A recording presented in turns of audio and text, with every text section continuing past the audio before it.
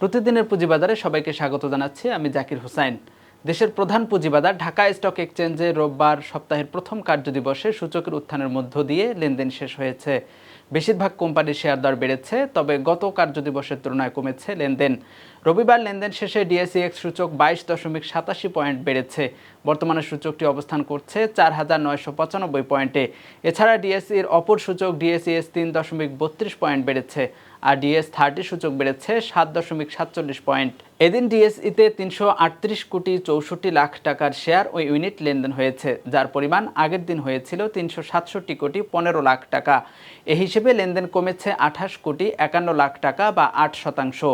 রবিবার ডিএসইতে লেনদেন হওয়া 397টি কোম্পানির মধ্যে শেয়ার ও ইউনিটের দর বেড়েছে 235টি বা 59.19%, আর দর কমেছে 99টির বা 24.94%।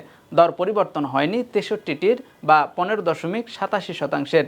অপরদিকে সিএসইতে রবিবার 6 কোটি 84 লাখ টাকার শেয়ার ও ইউনিট লেনদেন হয়েছে। এদিন সিএসইতে লেনদেন হওয়া 210টি কোম্পানির মধ্যে শেয়ার ও ইউনিটের দর বেড়েছে 86টির, কমেছে 97টির, পরিবর্তন হয়নি 27টি প্রতিষ্ঠানের। এদিন সিএসইর সার্বিক সূচক সিএএসপিআই 73 পয়েন্ট কমে দাঁড়িয়েছে 13,884 পয়েন্টে। আগের কার্যদিবসে সিএসইতে 7 কোটি 14 লাখ টাকার শেয়ার ও ইউনিট লেনদেন হয়েছে। এই ছিল আজকের পুঁজিবাজার। এতক্ষণ সঙ্গে থাকার জন্য ধন্যবাদ। ইএফটি ফার্স্টের সাথে ট্রেড করুন যে কোনো জায়গা থেকে। ক্যাম্পাসে ক্লাসের ফাঁকে, ঢাকার জ্যামে বসে কিংবা ঘরে বসে। ট্রেডিং এখন হাতের মুঠোয়, তাই ট্রেড করুন যখন খুশি যেখানে খুশি।